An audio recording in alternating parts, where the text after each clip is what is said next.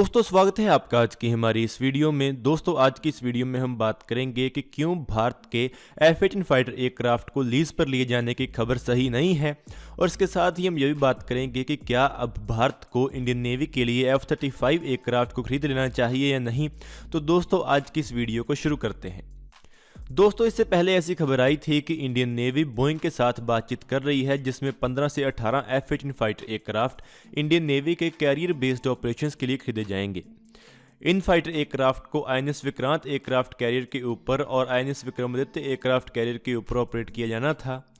इस खबर के बारे में ऐसा बताया गया था कि इंडियन नेवी इसको लेकर नेगोशिएशंस कर रही है और जो कि काफ़ी एडवांस स्टेजेस पर है।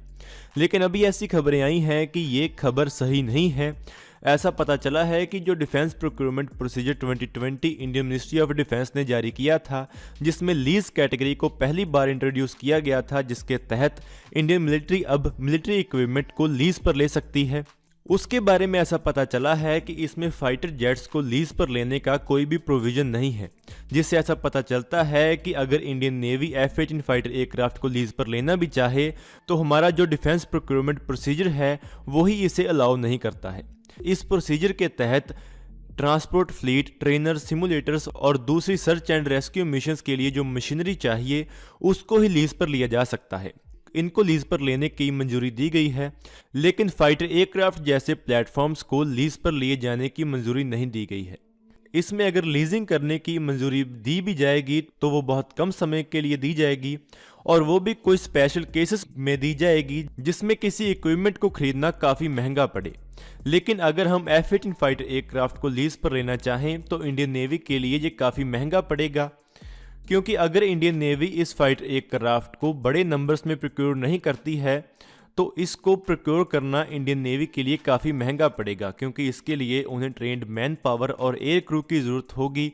और इसके साथ ही ऐसा पता चला है कि जो MiG-29 के फाइटर एयरक्राफ्ट के साथ जो प्रॉब्लम्स आ रही थीं उनको बहुत हद तक ठीक कर लिया गया है, और जो उसकी टेक्निकल डिफिशियंसीज थीं उनको भी ठीक कर लिया गया है।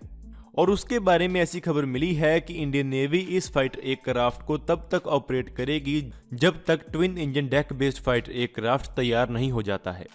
इस नई खबर के बाद ऐसा प्रश्न पैदा होता है कि अगर Indian navy F-18 fighter aircraft को नहीं खरीदेगी तो वो किस फाइटर एयरक्राफ्ट को खरीदेगी।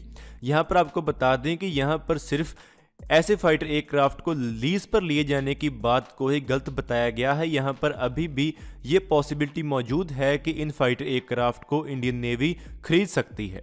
लेकिन यहाँ पर अभी ये सवाल पैदा होता है कि अगर हमें F-35 एयरक्राफ्ट की ऑप्शन अवेलेबल है तो हमें क्या उसे कंसिडर करना चाहिए या नहीं। तो चलिए इसके बारे में बात करते हैं। दोस्तों इससे पहले हम ऐसी वीडियो बना चुके हैं कि क्यों इंडियन एयरफोर्स को F-35 एयरक्राफ्ट नहीं मिल सकता है। उसको लेकर जो पॉइंट्स बताए गए थे वो काफ़ी लॉजिकल थे, क्योंकि हम रशिया से S-400 मिसाइल डिफेंस सिस्टम खरीद रहे हैं, जिसको लेकर अमेरिका ने हमारे ऊपर कैटसा सैंक्शंस लगाने की धमकी भी दी थी, लेकिन बाद में उन्होंने कह दिया था कि वो इंडिया के ऊपर ये सैंक्शंस नहीं लगाएंगे। लेकिन S-400 मिसाइल डिफेंस सिस्टम के खरीदे जाने के बाद अब ऐसी पॉसिबिलिटी बिल्कुल ख़त्म हो गई है कि हमारी इंडियन एयरफोर्स को F-35 एयरक्राफ्ट मिलेगा, क्योंकि जो हमारी फ्लीट में ज़्यादातर फाइटर एयरक्राफ्ट हैं वो रशियन ओरिजिन के हैं, जिनके साथ F-35 एयरक्राफ्ट अच्छी तरह काम नहीं कर पाएगा। लेकिन इंडियन नेवी के लिए अभी भी ऐसे फाइटर एयरक्राफ्ट को ऑपरेट करने की पॉसिबिलिटी बाकी है। वो इसलिए है क्योंकि जो हमारी इंडियन नेवी है वो इंटरनेशनल वाटर्स में इंटरनेशनल नेवीज के साथ ऑपरेट करेगी, और जो क्वाड नाम की मिलिट्री अलायंस प्रपोज की गई है उसमें भी अगर अमेरिका की नेवी और जापान की नेवी और भारत की नेवी को मिलकर काम करना है तो इन दोनों सर्विसेज में ऐसी कैपेबिलिटी होनी चाहिए कि ये सभी सर्विसेज एक दूसरे के साथ मिलकर काम कर सकें। तो इसीलिए क्योंकि हमारे पास अभी MiG-29 के फाइटर एयरक्राफ्ट अवेलेबल है तो ऐसा बहुत मुश्किल होगा कि हम अमेरिकन फाइटर एयरक्राफ्ट के साथ मिलकर अच्छी तरह काम कर सकें। तो हमें एक अमेरिकन फाइटर एयरक्राफ्ट या एक वेस्टर्न फाइटर एयरक्राफ्ट की ज़रूरत होगी जो कि हमारी नेवी के कैरियर से ऑपरेट कर सके।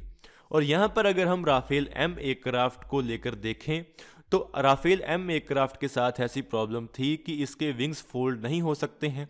तो अगर हम राफेल में ऐसी मॉडिफिकेशन करना भी चाहें तो उसके लिए हमें काफ़ी खर्चा पड़ेगा। तो यही कारण है कि इसकी प्रोक्योरमेंट के बारे में हम कह सकते हैं कि ये पॉसिबल नहीं है।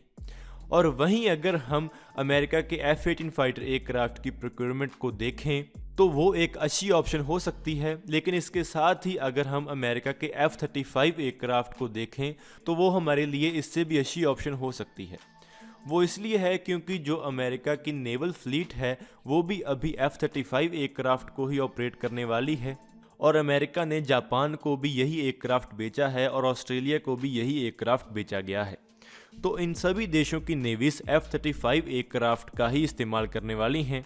तो अगर इंडियन नेवी को भी F-35 एयरक्राफ्ट मिल जाता है तो ये हमारी नेवी के लिए एक बहुत बड़ा फोर्स मल्टीप्लायर साबित हो सकता है।